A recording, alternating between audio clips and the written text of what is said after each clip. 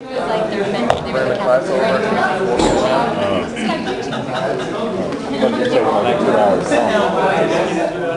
Like I want to stick with this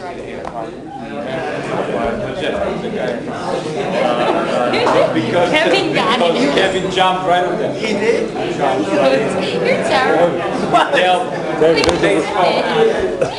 You're terrible. There's a really good book. I don't know if you read it, called The Driver, about We read it. BMW? Yeah. Yeah, we read it because that was our Driven. project. No, The Driver, Another about one. Alexander Roy and his gumball. He had an M3. They tell the story. Or he had an M5. Let's do this, guys. Tells a story about how Right. driving the Koenigsegg. All rise. The Koenigsegg. The Koenigsegg people can't fly in. So they go. How'd you choose that name? Two. They were aligned, rip out the clutches, put the keys back, saying we got what we wanted. And the two clutches worked until the Koenigsegg piece would fly through. Yes. David David Beck. We're going to give you a brief overview of the slingshot case study. Our team is going to go through a simple SWOT analysis of STI when they have to make a decision, the ideas that they have to leverage. We're going to go through some opportunity selection. They went through some financials based on current versus projections post-Juno. And then finally, we'll sum up the recommendations of how they can leverage their strengths, weaknesses, opportunities, threats for the deal. That's what it means.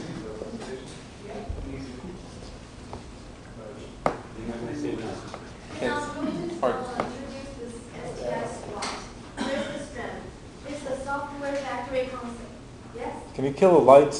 in the front. You're going to kill everything. You can't. Yeah, we can't see anything. There you go. Perfect. Yeah, nice. The No. software factory concept because they not only sell the adapter, but they also consulting other companies. And moreover, the company structure such that company profitability is linked to employee profitability. So the company earn money, the employee will earn money too.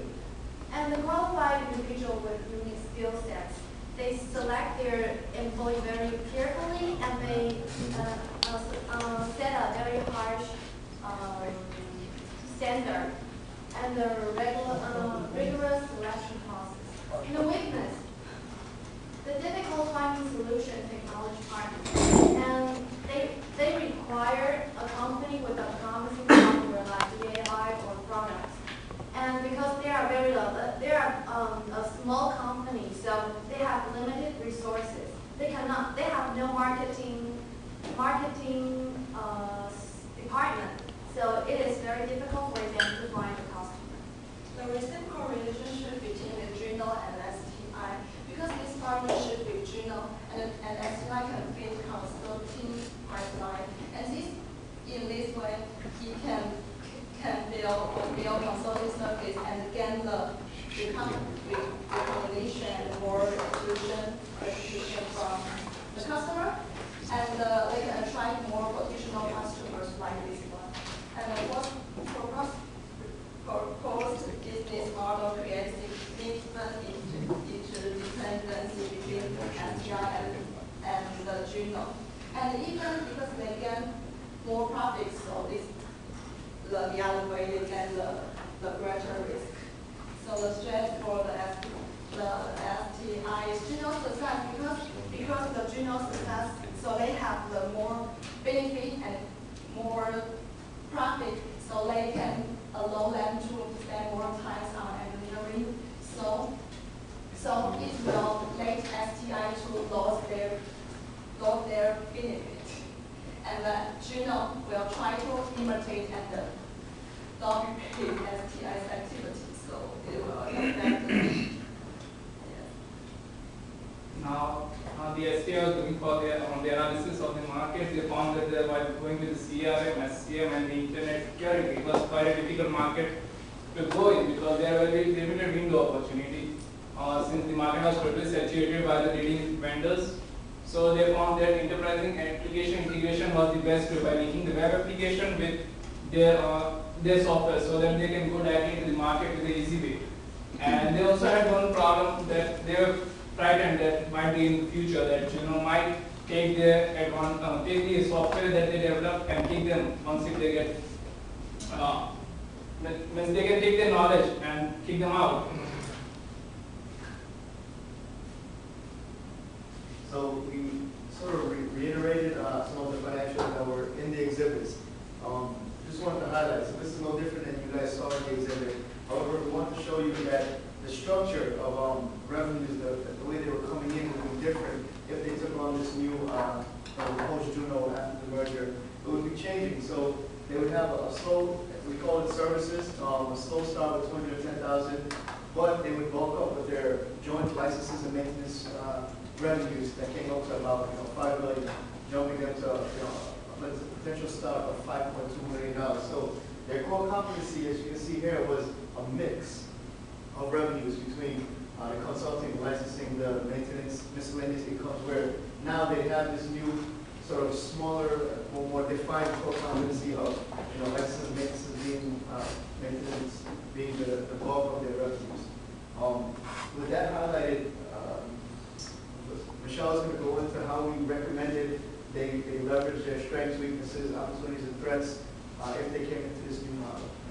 Also, one of the main things that we discussed is that the intellectual property and the engineers who work there should protect the products that they develop.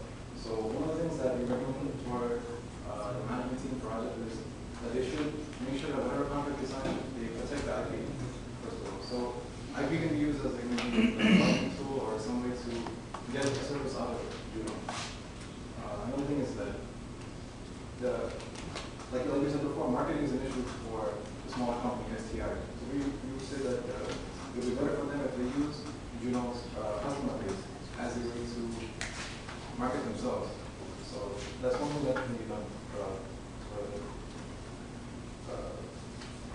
Also, another thing is that obviously there's going to be some, obviously STI can give a little job receiving. So we have to also, we suggest that they might try to give exclusive rights to the adapter that they have. So even if they don't, for example, give source code or anything for the adapters, they might be able to give exclusive rights to the adapters to sell and use how they're going. And the trade-off would be that we don't have to promise that we wouldn't modify it, we won't try to engineer it ourselves, we won't try to copy or imitate the function of STI. So STI would still be able to work on develop software, but at the same time, they would be able to work on a contract where their intellectual property is protected.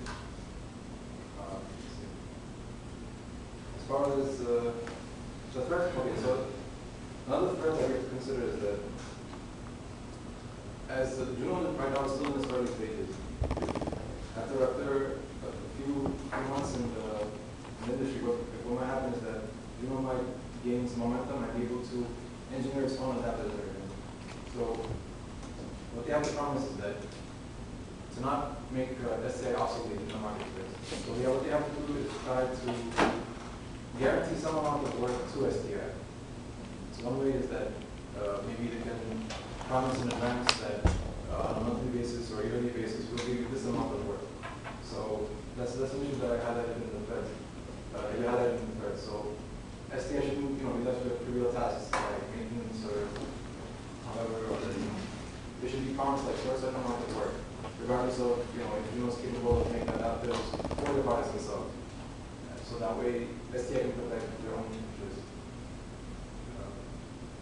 And the other two are basically related. The weaknesses and the opportunity is still linked to the capabilities that STI has to market